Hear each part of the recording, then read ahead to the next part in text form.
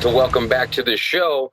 I've got a middleweight title challenger, Brooks Killa B Callaghan. He's going to be fighting tomorrow night. See, it's Friday right now, and then tomorrow night is Saturday, March 26th. So over at the Celebrity Theater for RUF 46, Mr. Killa B is going to be vying for the vacant middleweight RUF title. Now, look, the hard part is done. That was the scale, right? So Sure. I don't feel bad not drinking water this time. Oh man, water That's got, good. water got really boring after a while. Tell you that. All right, my mans. Well, look, like I said, the hard part's done. You've already weighed in. You've already, put the pounds back on. We're literally, less than 24 hours away from your fight. So this has been a very, very difficult situation that you've had to deal with the recent passing of your original opponent, Austin Vandentoorn. But Ruff, worked diligently and quickly, you know, as quickly as anybody could to this type of situation, and we're able to still put together a fight for you in Tristan Mordecai. Now, Tristan Mordecai's last loss was against Vandentoorn, and it kind of makes sense, right? And I believe when Vandentoorn got hurt, Mordecai was also his replacement back then. So look, that's a lot of shit to fucking deal with in, back-to-back training camps for the same two guys, essentially. So, how did you deal with all that, man? Man, it was tough. Back in December, I cut the weight, and then Austin broke his foot. He said he broke his foot 2 weeks out. Tristan stepped in. I believe it was that Monday or Tuesday before weigh-ins. They said he caught COVID. So they were rushing, trying to find me a different opponent, and I was like, I'm a man of my word. I'm still gonna show up on weight. So I showed up on weight, and they're like, we're not gonna be able to find you anybody. So it was tough, man. It's even tough for this camp because it's like it sucked because when I was training and I got the call that Austin passed, uh, Jason hit me up, and I was really hitting bags, hitting bags, and he's like, I saw his name pop up, and obviously that's one of the last things that'll come to your mind. Somebody passed away. So when I saw his name pop up on the phone, I was like, "Fuck, man! Don't tell me he's backing out again. Don't tell me something happened." I answered the phone call. I'm like, "What's up?" I said, "How you doing?" He said, "Not too good." I said, "What do you mean? What happened?" He said, "Bro, Austin passed away this morning." I said, "What the fuck? What do you mean? What do you mean he passed away?" He said, "Yeah," and that's when that hit me. You know what I mean? And first thing that came to my mind was his son. I know he has a little son. I have two daughters that are I don't know how old his son is, but they look around the same age. Maybe mine are a little younger. First thing that came to my mind was his son, and I pray for all his family, his son. I hope his son finds comfort. That sucks to think about that, man. For sure. And like I said, it's the last thing anybody expected. I believe I got the news from you. Yeah, So that was kind of, a kick in the heart, you know what I mean? Because obviously you guys were slated to fight each other twice, and neither fight came to fruition. But at the end of the day, you're gonna get in the cage, you're gonna fight afterwards. You can shake hands, grab a beer, whatever. And yes, it sir. seems like this was, out of everybody's control. But now you don't get that. You know what Yeah, I mean? So as a martial artist and a competitor, that sucks that we'll never get to see the man fight again, let alone anything else that he did with his life. But you guys don't get to share that experience together. And I know as a fighter, that's something a lot of you guys look forward to. yes, sir. I believe Austin was the second best. All respect to Austin. I believe he was the second best amateur 185 in the state of Arizona, and that's because I believe I'm the first. I believe Tristan's the third. Uh, but I do believe I was the first. And it sucks, me and him couldn't have stepped in that cage.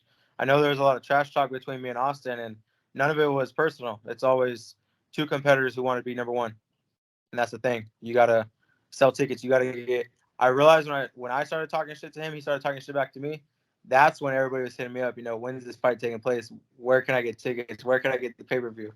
And I help you guys out, RUF MMA, because you guys help me out. You guys expose my name, I'll expose your name. So that's how that works. Yeah, and again, like I said, nothing but respect between the two of you guys at the end of the day. Yes, sir. And it's just, it's a shitty situation, but unfortunately, the sad way we got to look at it is, the show must go on, and the show is indeed going on.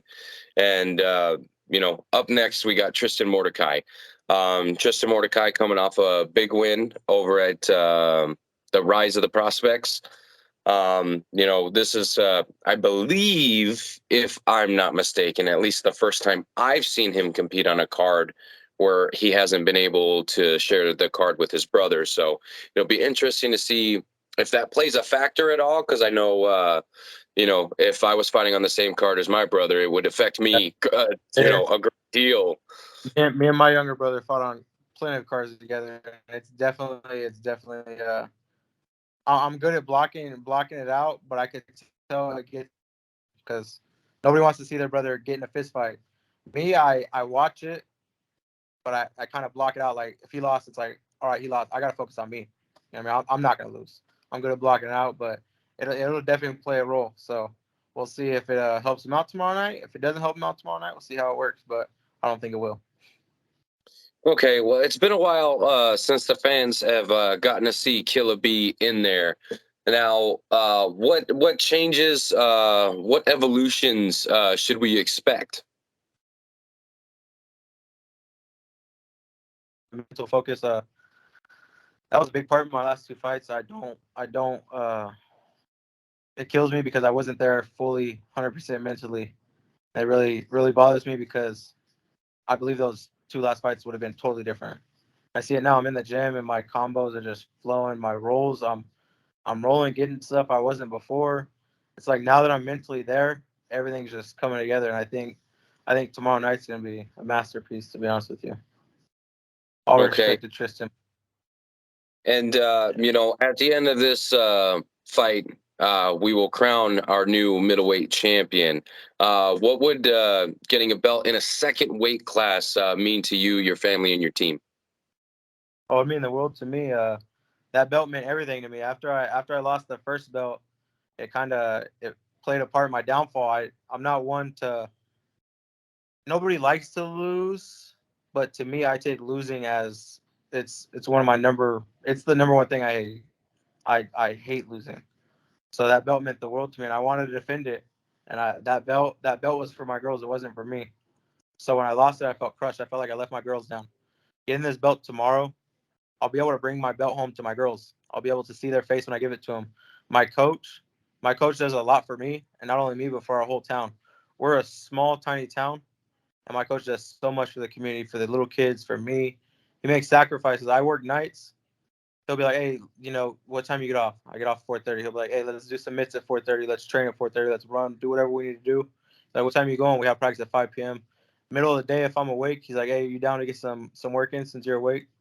So it'll mean the world to them, all to my teammates, to everybody, man. It's very important to me.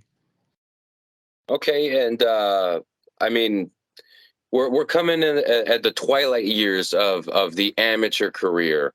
I know cage time, belts, experience, all that stuff is pretty important.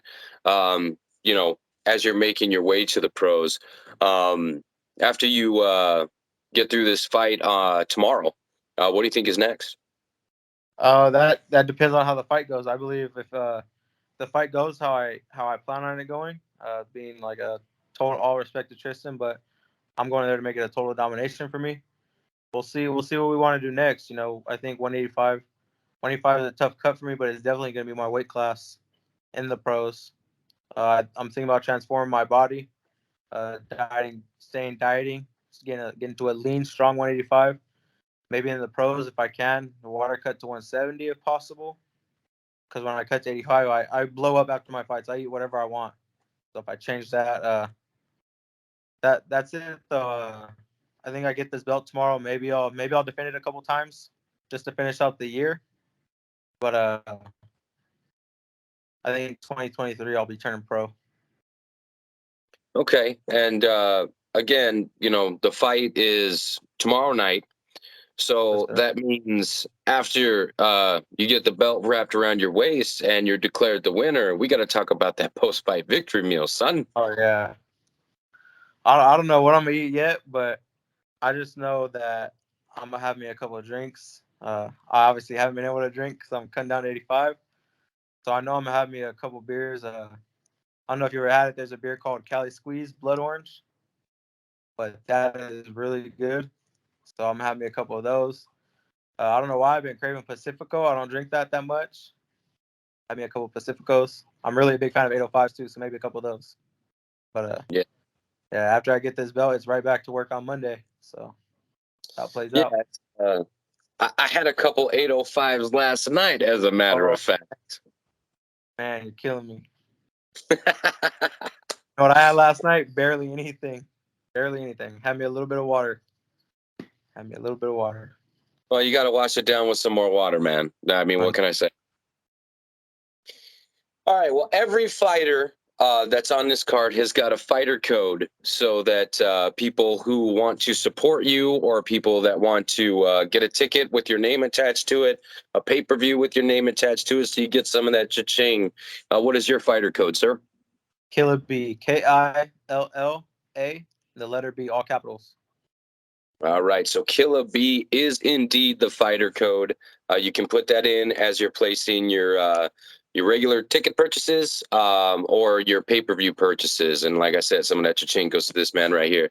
Now, Killa B, of course, we come to the point in the interview where I'd like to give you as much time to thank whoever you'd like. I'd like to thank my sponsors, Kimberly Figueroa at Blythe Remax, Daniel Garrett at Left Out Game Farm, Chris Dominguez at Black Belt Academy, and Trevor Farage at Prime Leaf, Blythe, California. I know there's Prime Leaf in Arizona, but he runs the Blythe, California location. So I'd like to thank all them. To my daughters, you guys are my biggest inspiration. Braylon and Madeline, Daddy loves you guys. I'm going to get this belt for you two tomorrow.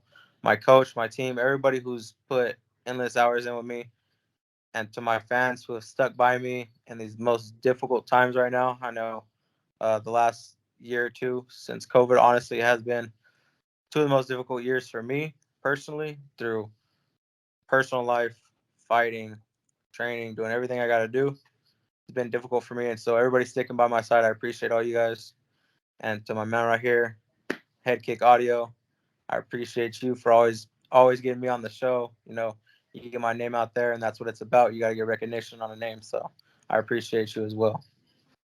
Absolutely, anytime. And of course, here at Head Kick Audio and over at Killa B headquarters, we want to extend our deepest condolences to the Vandentoorn family. Again, fighting is, something that both of you guys do. And sometimes there's some ugly stuff that comes along with that. But at the end of the day, this fight game is all about respect. So I like to at least say that, like we haven't already, but, just kind of repeat it, Yes, so condolences to him and his family. But hey, man, look, tomorrow I'm going to see you. I'm going to shake your hand, give you a big old fucking bear hug. And then yes, after, get a couple 805s. You know what I'm saying? sir, I agree with that. It's gonna be a banger. I promise you guys. I know Tristan probably wants to take me down. Work his jiu-jitsu. Somebody said something about he's gonna roll me tighter than a Jamaican joint or something like that. Guess what? I'm gonna light his ass up faster than a Jamaican lights a joint. So what's up? Let's bang it out. There you go. Killa B, Brooks Callaghan, RUF 46 tomorrow night, March 26th, over at the Celebrity Theater in downtown Phoenix, Arizona. Be there or be square. Brooks, until next time. I appreciate you, brother. Thank you.